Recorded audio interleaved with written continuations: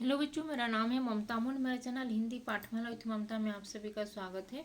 आज मैं Orissa state board का ये क्लास 5 हिंदी सब्जेक्ट का चैप्टर नंबर है 15। चैप्टर का नाम है बड़े भाई साहब और पेज नंबर है 79। इसका आज मैं एक्सप्लेनेशन करूँगी। अगर फर्स्ट टाइम इस चैनल में आई हो तो हिंदी पाठमाला विथ ममता चैनल को सब्सक्राइब कर देना और इस वीडियो को भी लाइक और शेयर कर देना। तो चलो स्टार्ट करते हैं। बड़े भाई साहब। बड़े भाई साहब मतलब Elder brother. Your Elder brother को बड़े भाई साहब कहते हैं। एल्डर मतलब बड़े, भाई साहब मतलब ब्रदर, बड़े भाई साहब। ये एक कहानी है, एक उपन्यास बड़े भाई साहब। उसको लिखे हैं ये इसको लिखे हैं प्रेमचंद जी ने। प्रेमचंद नाम तो सुना ही होगा। प्रेमचंद जो हिंदी साहित्य के एक मशहूर नाम है, वो एक लेखक हैं। प्रेमचंद जी ने इसको लिखे हैं बड़े भाई साहब को। एक नोवेल है, एक बहुत लंबा एक नोवेल है इसको। तो चलो स्टार्ट करते हैं। बड़े भाई साहब। मेरे भाई साहब मुझसे 5 साल बड़े थे। जो प्रेमचंद जी ही लिखे तो उनके भाई साहब मतलब उनके जो एल्डर ब्रदर, उनसे 5 years एल्डर थे, उनसे बड़े, लेकिन 3 दर्जे आगे। उन्होंने भी उसी उम्र में पढ़ाई शुरू किया था जब मैंने शुरू किया। जो जिस उम्र में मतलब जिस एज में वो स्टार्ट किए थे, उसी उम्र में भी वो भी उनके भाई साहब भी स्टार्ट किए थे पढ़ाई। लेकिन तालीम जैसे महत्व के मामले में बहुत जल्दबाजी से काम लेना पसंद न करते थे। वो जल्दबाजी में काम नहीं करते थे। इस भवन की बुनियाद खूब मजबूत डालनी चाहते थे, जिस पर आलीशान महल बन सके। जो एक भवन जो बनाने के लिए जैसे उसका नींव मतलब वो बहुत ही स्ट्रांग, जो उसका पिलर होता है उसको जैसे स्ट्रांग बनाने से एक आलीशान महल जैसे बन पाएगा, वैसे ही वो सोचते थे।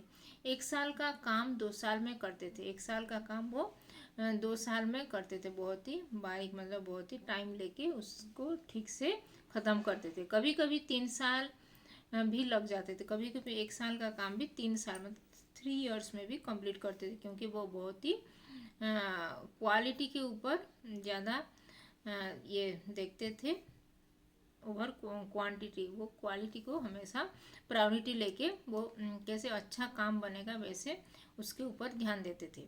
बुनियाद ही पुख्ता न हो तो मकान कैसे पायदार बने। अगर बुनियाद मतलब जो उसका पिलर, जो उसका जो नींव मतलब जो उसका जो ग्राउंड लेवल अगर स्ट्रांग नहीं होगा तो वो कैसे ऊपर बड़ा बड़ा मकान कैसे बन पाएगा बोल के वैसे सोचते थे। इसलिए वो बुनियाद ही बड़ा स्ट्रांग करते थे। मैं छोटा था, वह बड़े थे। वो उनके बड़े भाई बड़े थे, वो छोटे थे। मेरी उम्र 9 साल की, वह 14 साल के थे। वो 5 साल बड़े थे। तो जब वो प्रेमचंद जी ने 9 years के थे तभी उनके ये जो एल्डर ब्रदर जो बड़े भाई साहब, उनका 9 + 5 मतलब 14 years के वो हो चुके थे। उन्हें मेरी तंबीह और निगरानी का पूरा और जन्मसिद्ध अधिकार था। उनको वो ठीक से वो देखभाल करते थे अपने छोटे भाई को, प्रेमचंद जी को। और मेरी शालीनता इसी में थी कि उनके हुक्म कानून समझो। में जो भी हुक्म देते थे उसको वो ठीक से काम करते थे प्रेमचंद जी ने। वह स्वभाव से बड़े अध्ययनशील थे। वो बहुत ही पढ़ाकू टाइप के मतलब बहुत ही अध्ययन करते थे। अध्ययन प्रिय, पढ़ाने में वो ज़्यादा दिलचस्पी लेते थे। हरदम किताब खुले बैठे रहते। हरदम हमेशा वो किताब को ओपन करके ऐसे पढ़ाई करने के टाइम वो पुस्तक को ओपन करके वो बैठते थे। और शायद दिमाग को आराम देने के लिए कभी कॉपी पर कभी किताब की हंसियों पर चिड़िया, कुत्तों, बिल्लियाँ की तस्वीर बनाया करते थे। और कभी कभी वो दिमाग को आराम करने के लिए वो जो ये नोट्स सब बनाते थे कॉपियों पर। और कभी कभी वो जो चिड़िया, कुत्ता, बिल्ली को भी वहाँ पे पिक्चर ड्रॉ करते थे वहाँ पे उनके कॉपी पे। कभी कभी एक ही नाम या शब्द या वाक्य 10 30 बार 10-20 बार लिख डालते, एक एक वाक्यों को, एक एक वर्ड्स को वो 10-30-20 बार भी लिख देते थे, 10-20 टाइम्स। कभी एक शेर को बार बार सुंदर अक्षरों में नकल करते, एक एक शेर को, मतलब एक एक जो ये राइम्स, एक एक राइम्स, मतलब वो शेर मतलब एक जो दोहा, मतलब वो जो कविता, उसको भी वो 2-3 बार ऐसे उसको सुनते थे, उसको लिखते थे। कभी कभी वाक्य शब्द रचना करने जिसमें न कोई अर्थ होता, न कोई सामंजस्य होता। मसलन एक बार उनकी कॉपी पर मैंने यह इबारत देखी स्पेशल, कभी न भाइयों, दरअसल भाई भाई राधे श्याम, श्रीयुक्त राधे श्याम। 1 घंटे तक इसके बाद एक आदमी का चेहरा बना हुआ था। मैंने बहुत चेष्टा की कि इस पहेली का कोई अर्थ निकालो, जो जो ड्रॉ किए थे उसका क्या पहेली है उसका मीनिंग्स में निकालने के लिए ट्राई किया था, लेकिन असफल रहा। मतलब लेकिन वो कुछ नहीं उसका हल निकाल पाए थे, और उसने पूछने का साहस न हुआ। वो फिर वो उनको पूछ भी नहीं पाए थे उसका क्या मीनिंग है, वो जो इमेज सब ड्रॉ किए थे उनकी कॉपी में। वह नबी जमात में थे, मैं 5वीं में, वो 9th मंजिला में रहते थे, वो 5वीं मंजिला में रहते थे। उनकी रचनाओं का समझना मेरे लिए छोटा मुंह बड़ी बात थी। उनके लिए जो छोटा मुंह बड़ी बात ये थी, उनके सारी जो रचना वो जो पढ़ते थे लिखते थे वो सब। मेरा जी पढ़ने में बिल्कुल न लगता था। उनका वो जो प्रेमचंद जी का पढ़ने में बिल्कुल भी नहीं लगता था। 1 घंटा भी कविता किताब लेकर बैठना पहाड़ जैसे लगता था उनको। मौका पाते ही हॉस्टल से निकलकर मैदान में आ जाता हूँ। हॉस्टल से निकल वो मैदान, वो प्लेग्राउंड में चले जाते थे। और कहीं कोई साथी मिल गया तो पूछना ही क्या, कभी 4 दीवारी पर चढ़कर नीचे कूद रहे हैं, और कभी फाटक पर सवार होकर उसे आगे पीछे चलाते हुए मोटर कार का आनंद ले रहे हैं। लेकिन कमरे में आते ही भाई साहब का वह रुद्र रूप देखकर प्राण सूख जाते थे। उनका पहला सवाल रहता था, कहाँ थे तुम, कहाँ से आ रहे हो, बोल के वो हमेशा पूछते रहते थे। हमेशा यही सवाल इसी ध्वनि में हमेशा पूछा जाता था, और इसका जवाब मेरे पास केवल मौन था। मतलब वो कुछ भी नहीं बोल के वो चुप रहते थे। न जाने मेरे मुंह से यह बात क्यों न निकलती कि जरा बाहर खेल रहा था। वो बिल्कुल नहीं बोल पाते थे कि मैं थोड़ा बाहर खेल रहा था, उनके कभी वो बोल नहीं पाए थे। न जाने मेरे मुंह से बात क्यों न निकलती, मैं जरा बाहर खेल रहा था। मेरा मौन कह देता था कि मुझे अपना अपराध स्वीकार है, और भाई साहब के लिए इसके सिवा और कोई इलाज न था कि स्नेह और रोष से मिले हुए शब्दों में मेरा सत्कार करे। इस तरह अंग्रेजी पढ़ोगे तो जिंदगी भर पढ़ते रहोगे और हर हर्फ न आएगा। अंग्रेजी पढ़ना कोई हंसी खेल नहीं है कि जो चाहे पढ़ ले, नहीं तो एरा गेरा नथु खेरा सभी अंग्रेजों के विद्वान हो जाते। अंग्रेजों के नथु खेरा भी अंग्रेज बन जाते अगर हिंदी ऐसे इंग्लिश पढ़ते पढ़ते ऐसे, तो जैसे पढ़ रहे बोल के बोल रहे थे। और आती क्या है, हाँ कहने को क्या आ जाती है। बड़े बड़े विद्वान भी शुद्ध अंग्रेजी नहीं लिख सकते, बोलना तो दूर रहा। बड़े बड़े विद्वान भी ये इंग्लिश ऐसे नहीं लिख सकते हैं बोल के। और मैं कहता हूँ कि तुम कितने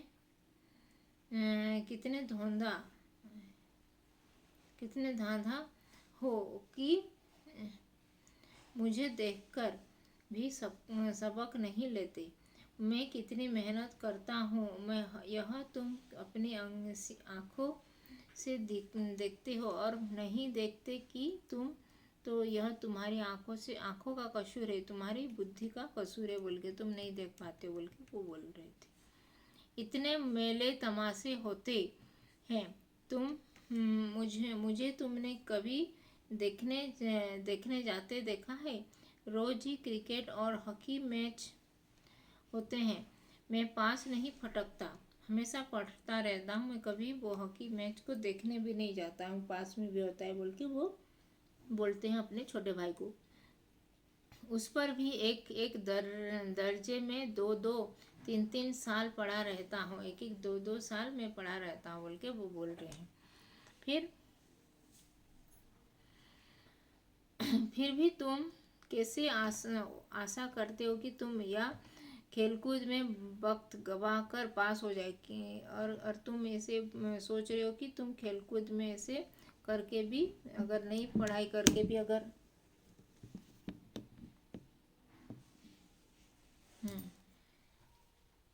और खेल खेल के भी ऐसे पास हो जाऊंगा बोल के ऐसे सोच रहे हो बोल के वो बोल रहे हैं।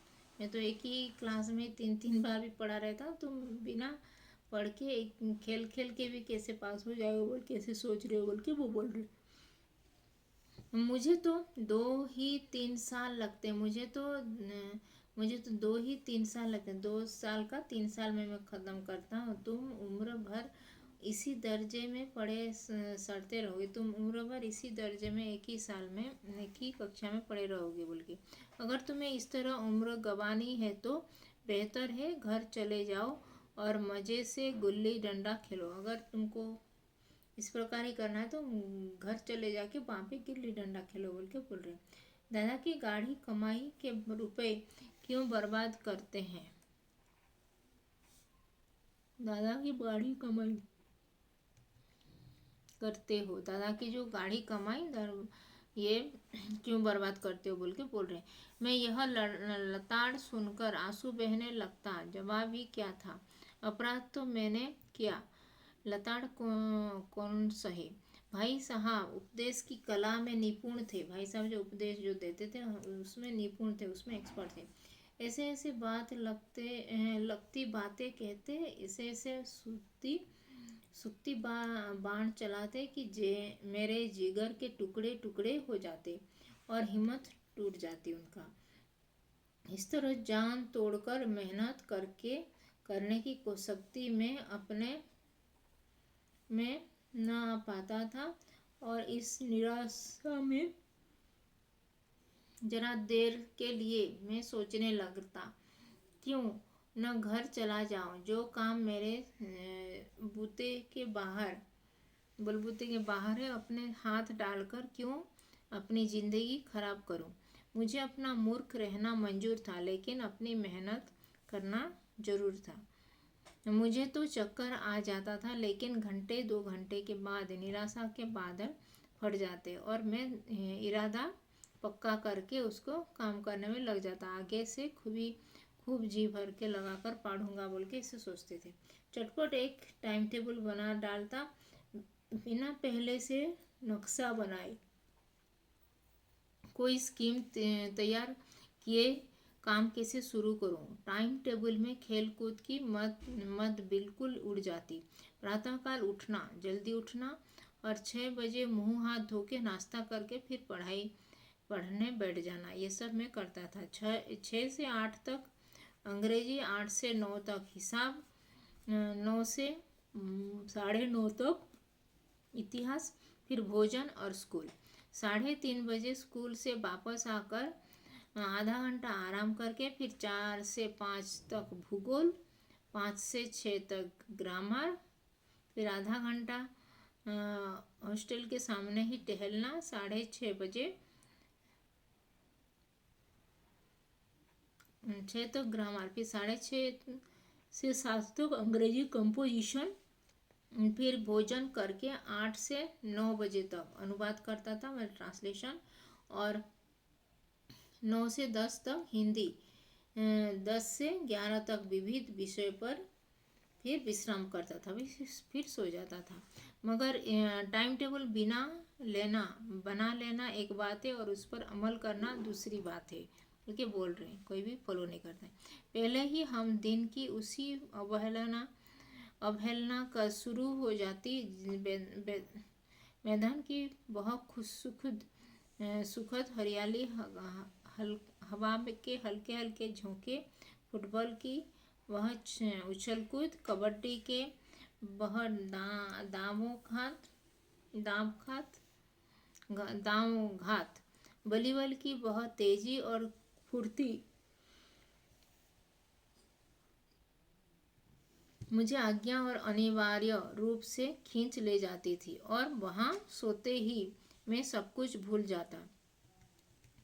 वह जानलेवा टाइम टेबल, वह आंख फोड़ पुस्तकें किसी की याद न रहती, और भाई साहब को नसीहत और फजीहत का अवसर मिल जाता। मैं उनकी साय से भागता, उनकी आंखों से दूर रहने की चेष्टा करता था। वो कमरे से इस तरह दबे पांव आता कि उन्हें खबर न हो, लेकिन उनकी नज़र मेरी ओर उठी और मेरे प्राण निकले। हमेशा सिर पर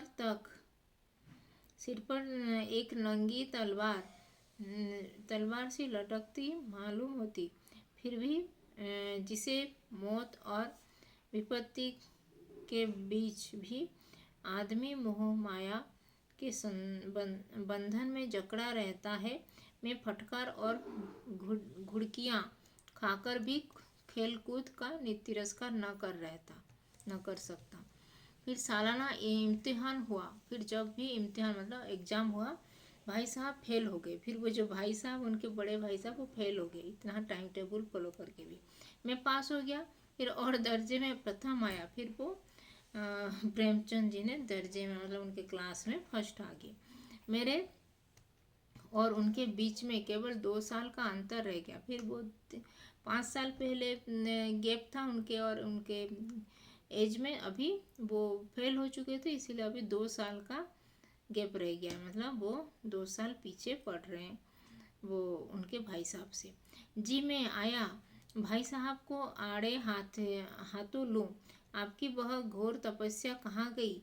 मुझे देखिए, मज़े से खेलता भी रहा और दर्जे में अव्वल भी हूँ। मुझे देखिए कि मैं तो ऐसे दिन भर खेलता रहता था, साल भर, और मैं अभी क्लास में फर्स्ट भी आया हूँ, मैं कैसे?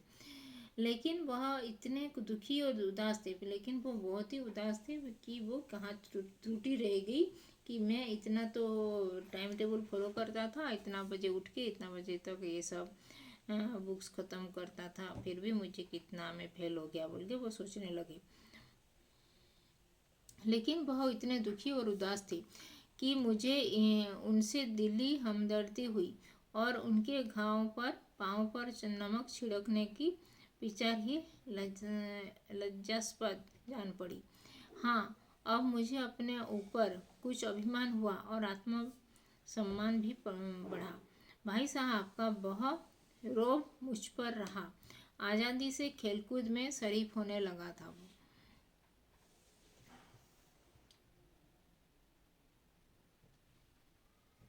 दिल मजबूत था।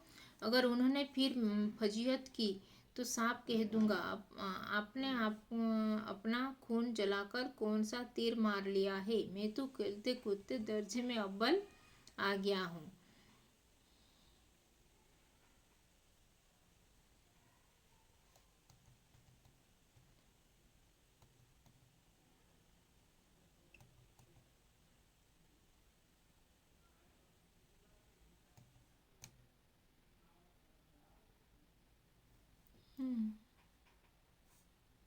अपने अपना खून जलाकर कौन सा तीर मार लिया? मैं तो खेलते कूदते दर्जे में अव्वल आ गया।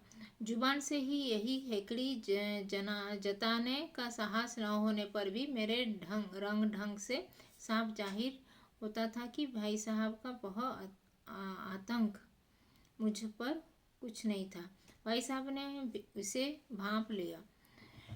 उसकी सहज बुद्धि उनकी सहज बुद्धि बड़ी तीव्र से। और एक दिन जब मैं भोर का सारा समय गुल्ली डंडे को भेंट करके ठीक भोजन के समय लौटा तो तभी भाई साहब ने ना मानो तलवार खींच ली और मुझ पर टूट पड़े कि देखता हूँ इस साल पास हो गए और दर्जे में अव्वल आ गए तो तुम्हें दिमाग हो गया है। मगर भाईजान घमंड तो बड़े बड़े का नहीं रहा, तुम्हारे क्या हस्ती है बोल के वो बोले।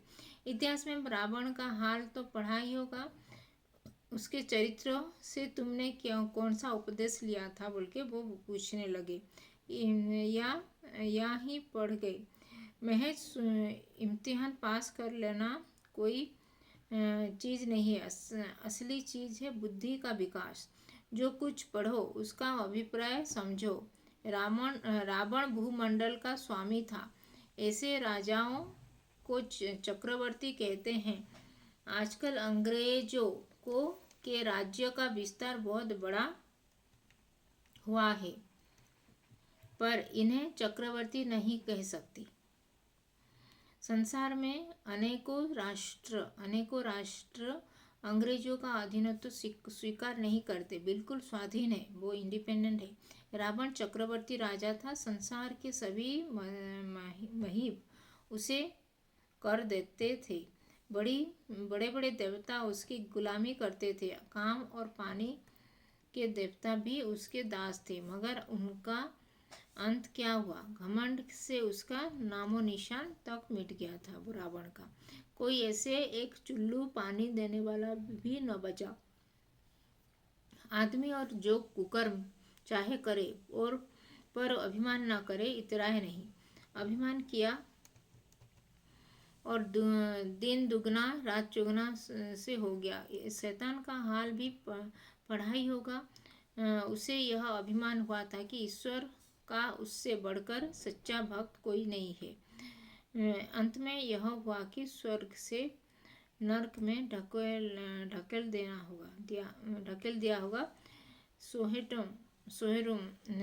साहेरुम ने भी एक बार अहंकार किया था। भीख मांग कर मर गया। तुमने तो अभी केवल एक दर्जा पास किए हो, अभी तो तुम्हारा सिर फिर गया। तब तो तुम तब तुम आगे बढ़ चुके। यह समझ लो कि तुम अपनी मेहनत से नहीं पास हुए, अंधे के हाथ बटेर लग गई। मगर बटेर केवल एक बार हाथ लग सकती है, बार बार नहीं लग सकती। कभी कभी गुल्ली डंडा से भी अंधा चोट निशान पड़ जाता है। इससे कोई सफल खिलाड़ी नहीं हो जाता। सफल खिलाड़ी वह है जिसका कोई निशाना खाली न जाए। मेरे फेल होने पर मत जाओ। मेरे दर्जे में आओगे तो दांतों पसीने का जाएगा। अब अलजवारा और ज्योमेट्री के लोहे के चने चबाने पड़ेंगे और इंग्लिस्तान का इतिहास पढ़ना पड़ेगा। बादशाहों के नाम याद रखना आसान नहीं है। आठ हेनरी के गुजरे हैं। कौन सा कांड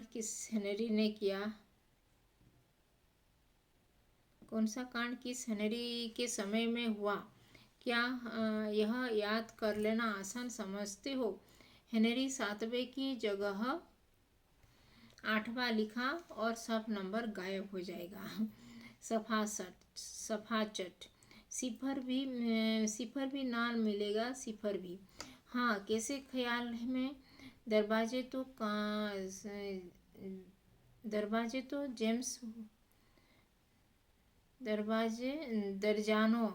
तो जेम्स हुए हैं।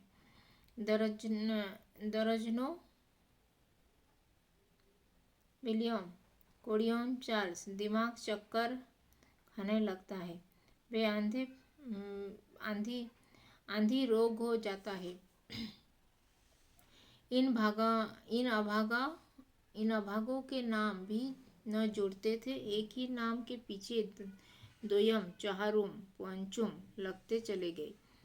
मुझसे पूछते तो 10 लाख नाम बता देता और ज्योमेट्री तो बस खुद की पनाह थी। अबज की जगह अजब अबज की जगह अजब लिख दिया तो सारे नंबर कट गए।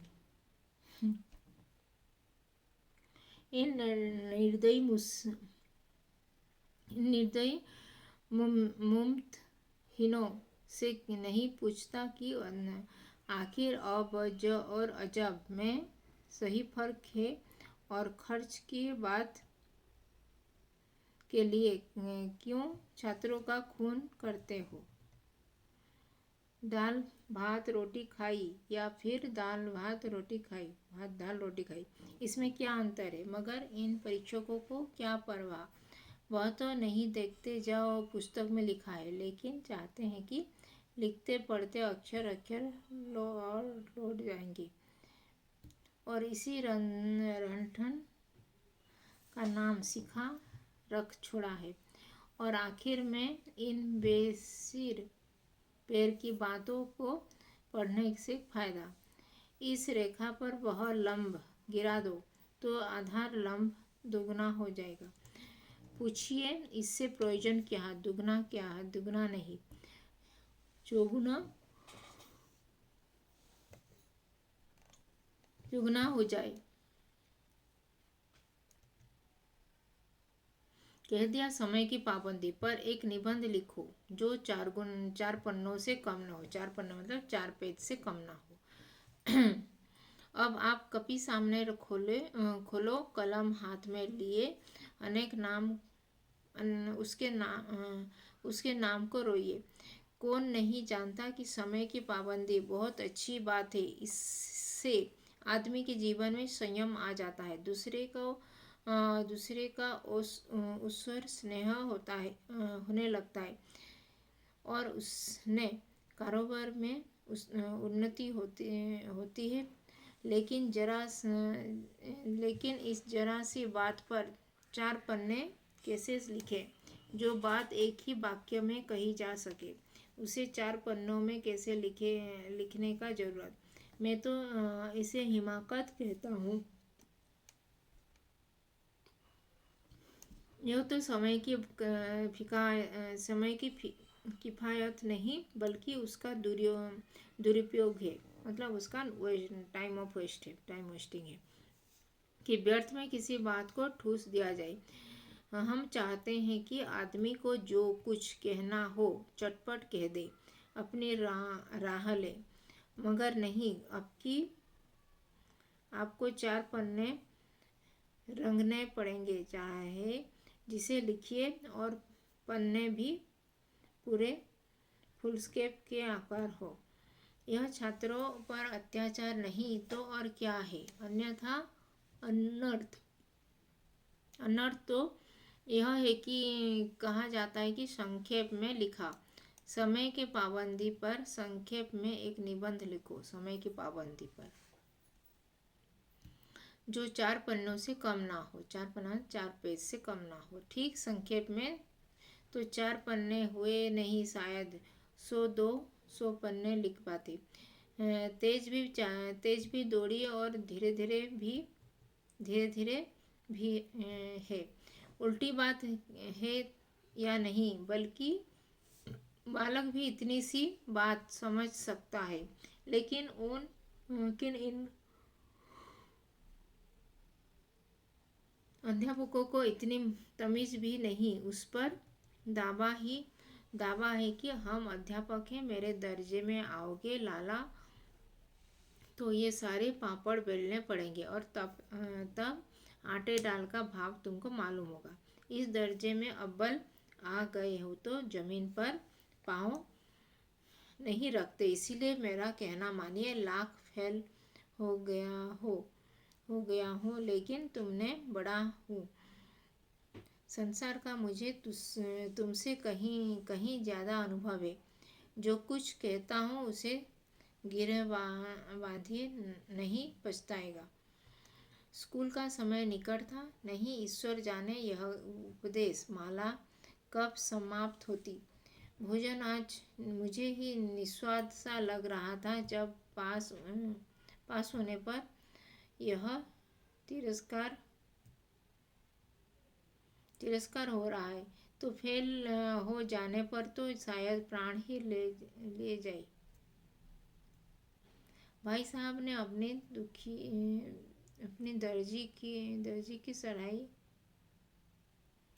अपने दर्जी की पढ़ाई का जो भयंकर चित्र खींचा था उसने मुझे भयभीत कर दिया।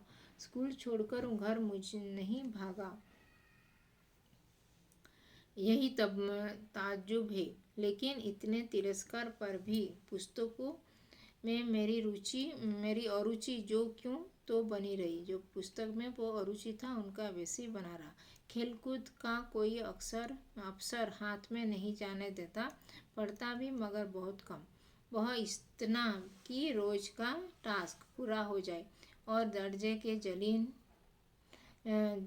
के जलील न होना पड़े।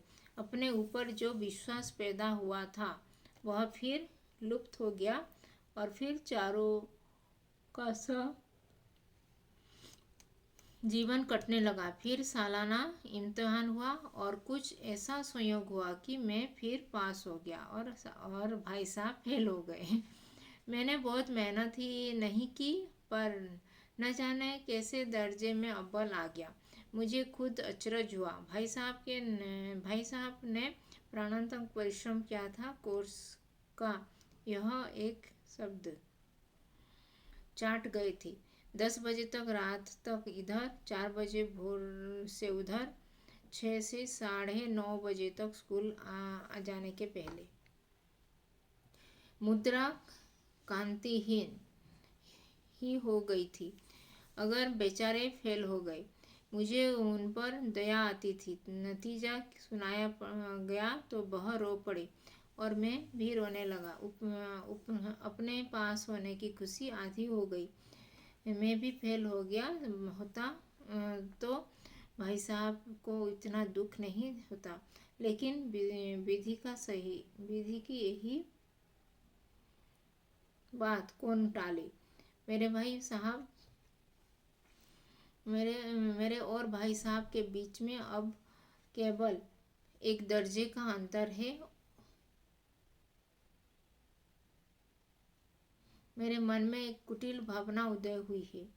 कहा कि भाई साहब एक साल और फिर फेल हो जाए तो उनके बराबर जो हो जाऊं, फिर वह किस आधार पर मेरी फजीयत पर कर सकेंगे। लेकिन मैंने इस कमीने विचार का दिल से बलपूर्वक निकाल डाला।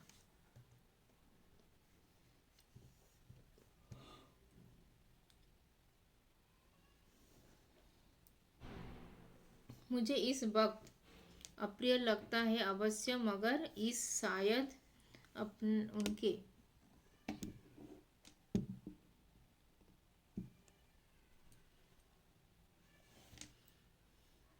मुझे इस वक्त अप्रिय लगता है अवश्य, मगर यह शायद उनके उपदेश का ही असर ही है कि धनाधन पास हो जाता हूँ और इतने अच्छे नंबरों से। और जब भाई साहब बहुत कुछ नर्म हो पड़ गए थे, कई बार मुझे डांटने का अवसर पाकर भी उन्होंने धीरज से काम लिया। शायद अब वह खुद समझने लगे थे कि मुझे डांटने का अधिकार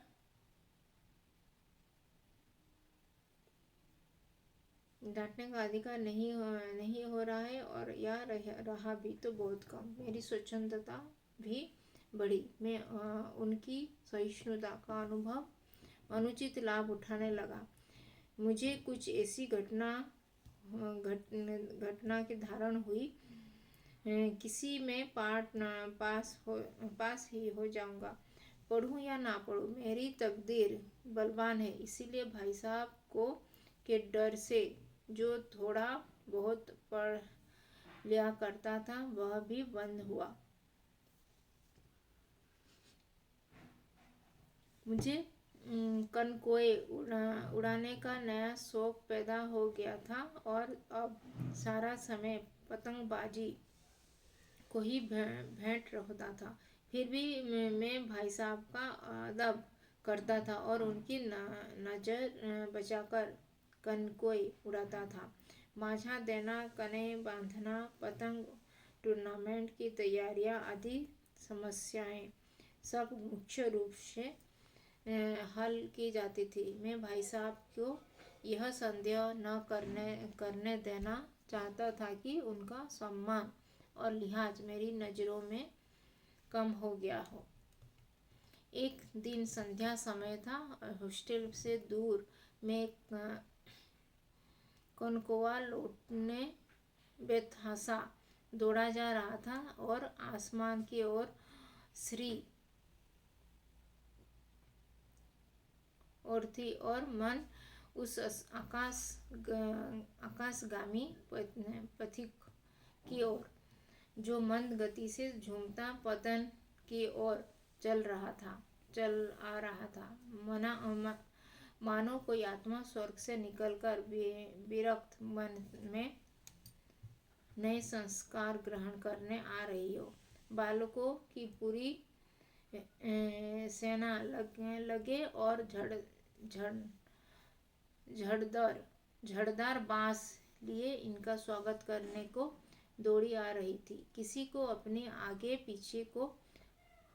पीछे की खबर नहीं थी। सभी मानो उस पतंग के साथ ही आकाश में उड़ रहे थे जहाँ सब कुछ समतल है। मोटर कारें हैं, ट्राम न गाड़ियाँ। सहसा भाई साहब से मेरी मुठभेड़ हो गई। मैं जो शायद बाजार से लौट रहे थे। उन्होंने वही हाथ पकड़ लिया और भाव से बोले, इन बाजारी लौंडों के साथ धेले के कनकोई के लिए दौड़ते तुम्हें शर्म नहीं आती? तुम्हें इसका भी कुछ लिहाज ही नहीं है कि अब नीचे जमात में नहीं हो, बल्कि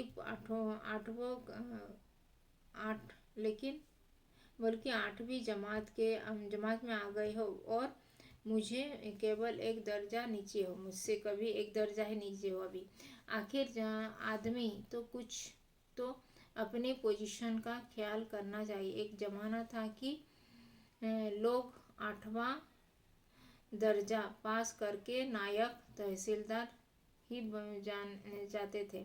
मैं कितने ही मिडिल चीयों को जानता हूँ जो आज अव्वल दर्जे के डिप्टी मजिस्ट्रेट या सुपरिटेंडेंट हैं। कितने ही 8वें जमाते वाले हमारे लीडर और समाचार पत्रों के संपादक है। बड़े बड़े विद्वान बड़े विद्वान उनकी माथती में काम करते हैं और तुम उसी 8वें दर्जे में आकर बाजारी लंडों के साथ कनकोई के लिए दौड़ रहे हो। मुझे तुम्हारी इस कम अक्ली पर बहुत दुख होता है। तुम जहीन हो, हमसे शक नहीं, लेकिन वह जेहन कैसे काम का जो हमारे आत्मगौरव की हत्या कर डाले। तुम अपने दिल में समझते होंगे कि भाई साहब मैं महज एक दर्जा नीचे हूँ और अब इन्हें मुझको कुछ कहने का भी हक नहीं है, लेकिन यह तुम्हारी गलती है।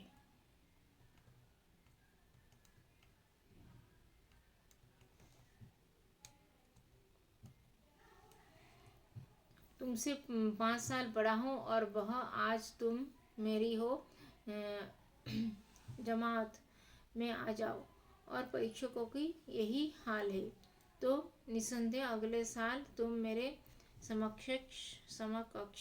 समकक्ष ही हो जाओगे और शायद एक साल बाद मुझसे आगे भी निकल जाओ। लेकिन मुझ में और तुम में जो 5 साल का अंतर है उसे तुम क्या खुद भी नहीं मिटा सकते हो। मैं तुमसे 5 साल बड़ा हूँ और हमेशा रहूँगा।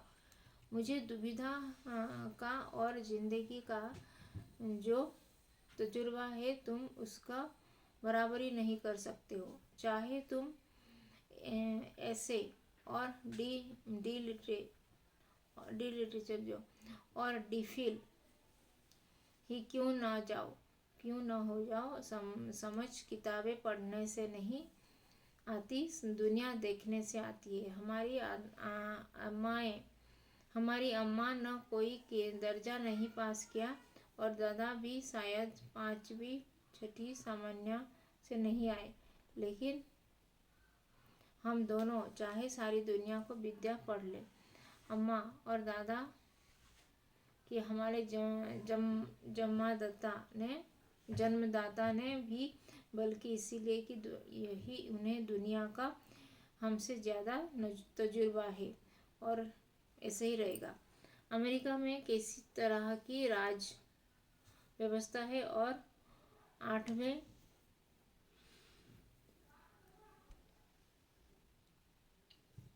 हेनरी ने कितने ब्याह किए और आकाश में कितने नक्षत्र हैं। ये बातें चाहे उन्हें न मालूम हो, लेकिन हजारों ऐसी बातें हैं जिनका ज्ञान उन्हें हमसे और तुमसे ज़्यादा है। देख न करे, आज मैं बीमार हो जाऊं तो तुम्हारे साथ पाँव फूल जाए। दादा को तार देने का सिवा तुम्हें और कुछ न सूझेगा, लेकिन तुम्हारी जगह दादाजी तो किसी को तार न दे, घबराए न बदहवास हो। पहले खुद मरज पहनाकर इलाज करेंगे तो अपने सफल न हो तो किसी डॉक्टर को बुलाएंगे। बीमारी तो खैर बड़ी चीज है। हम तुम तो इतना भी नहीं जानते कि हमारे घर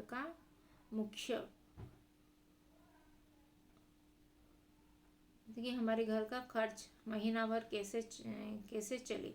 जो कुछ दादा भेजते हैं उसे हम 20-22 तक खर्च कर डाल देते हैं और फिर पैसे का मोहताज हो जाते हैं। नाश्ता बंद हो जाता है, धोबी और नाई से मुफ्त चुराने लगते हैं। लेकिन जितनी आज हम और तुम खर्च कर रहे हैं उसके आधे में दादाजी ने उनके उम्र का बड़ा भाग इज्जत और नेकनामी के साथ निभाया है और यह एक कुटुंब का पालन किया है जिसमें सब मिलाकर ने आदमी थे। अपने हेडमास्टर साहब ही को देखो, एमए है कि नहीं, और यहाँ के एमए नहीं, ऑक्सफोर्ड के। 1000 रुपये पाए हैं, लेकिन उसके घर का इस्तेमाल कौन करता है? उनकी बूढ़ी माँ। हेडमास्टर साहब की डिग्री यहाँ बेकार हो गई। पहले खुद पर का इंतजाम करते थे, खर्च पूरा ना पड़ता था, कर्जदार रहते थे। जब से उनके माताजी ने प्रबंध अपने हाथ में लिया है, जैसे घर में लक्ष्मी आ गई है। और तो भाईजान, यह गरूर दिल से निकाल डालो कि तुम मेरे समीप आ गए थे और अब स्वतंत्र हो। मेरे देखते तुम मेरा न चलने पाओगे। अगर तुम यूं न मानोगे तो मैं थप्पड़ दिखाकर इसका प्रयोग कर सकता हूँ। मैं जानता हूँ कि तुम्हें मेरी बात जहर लग रही है, बोल के वो बोल रहे हैं। मैं इनकी इस नई युक्ति से नतमस्तक हो गया। मुझे आज सचमुच अपनी लघुता का अनुभव हुआ और भाई साहब के प्रति मेरे श्रद्धा उत्पन्न हुई। मैंने सजल आंखों से कहा, हरगिज नहीं, आप जो कुछ फरमा रहे हैं वो वह बिल्कुल सच है और आपको इसके कहने का अधिकार है। भाई साहब ने मुझे गले से लगा लिया और बोले, मैं कानकोई उड़ाने की मना नहीं करता। मेरा भी जी ललचाए, लेकिन लेकिन करूं क्या? खुद बहराह चलूं तो तुम्हारी रक्षा कैसे करूं? यह कर्तव्य भी तो मेरे सिर है। संयोग से भी उसी वक्त एक कटा हुआ कनकौआ हमारे ऊपर से गुजरा। इसके डोर लटक रही थी। लड़का का एक गोल पीछे पीछे दौड़ चला आता था। भाई साहब लंबे है ही उछलकर उसकी डोर पकड़ ली और बेतहासा हॉस्टल की तरफ दौड़े। मैं पीछे पीछे दौड़ रहा था। इतना बड़े भाई साहब। तो अभी शब्दार्थ मतलब तालीम मतलब शिक्षा, पुख्ता मतलब पक्का, पायदार मतलब स्तंभ, निगरानी मतलब देखरेख, अध्ययनशील मतलब पढ़ने लिखने वाला जो पढ़ता रहता है, रौद्र रूप मतलब क्रोध चेहरा, प्राण सूख जाना मतलब बहुत डर जाना, कसूर मतलब दोष, आलीशान मतलब भव्य महान, बुनियाद मतलब नींव, दुर्गम आवेश बुनियाद नींव, हुक्म आदेश, तंबीह शिक्षा चेतावनी, मसलन मतलब उदाहरण जैसे, हसिया मतलब किनारा, दरअसल मतलब सचमुच, इलाज मतलब चिकित्सा ट्रीटमेंट, लताड़ मतलब डांट, मेहनत मतलब परिश्रम, फजीयत मतलब बेइज्जती अपमान, नसीहत मतलब सीख लर्निंग, टेर मतलब दृष्टि निगाह, घुड़की मतलब हाँ डांट फटकार, सालाना मतलब वार्षिक, खुराफात मतलब शैतानी, इम्तिहान मतलब परीक्षा, गुवान मतलब जीव, हेकड़ी मतलब अखड़पन, जाहिर मतलब साफ खुला, घमंड मतलब गर्व अहंकार, नतीजा मतलब फल परिणाम, जमात मतलब बेदी करना, जमात मतलब श्रेणी कक्षा, जहीन मतलब बुद्धिमान, जेहन मतलब बुद्धि समाज, महज मतलब केवल सिर्फ, बदहवास मतलब हस्तबुद्धि, नेकनामी मतलब कीर्ति जस, इंतजाम मतलब बंदोबस्त व्यवस्था, बेतहासा मतलब ये लगातार निरंतर, शौक मतलब संदेह, तजुर्बा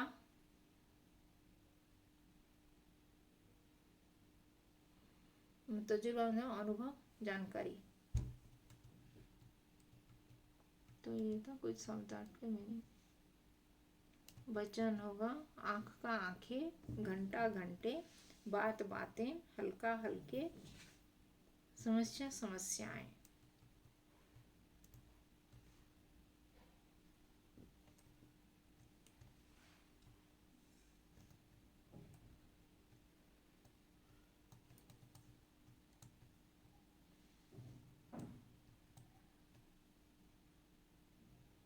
समानार्थी शब्द ये सब लिखना है। तो ये था Orissa state board class 5 Hindi subject का चैप्टर नंबर 15। चैप्टर का नाम बड़े भाई साहब और पेज नंबर कितना था 86 या समथिंग।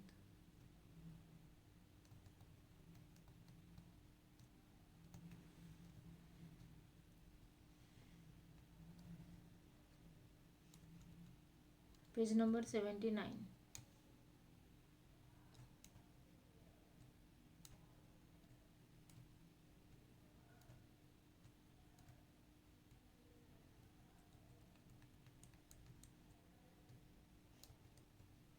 Page number 79। तो इस वीडियो को लाइक और शेयर कर देना, और अभी तक चैनल को सब्सक्राइब नहीं किया तो हिंदी पाठमाला विथ ममता चैनल को सब्सक्राइब कर देना। तो धन्यवाद, थैंक यू।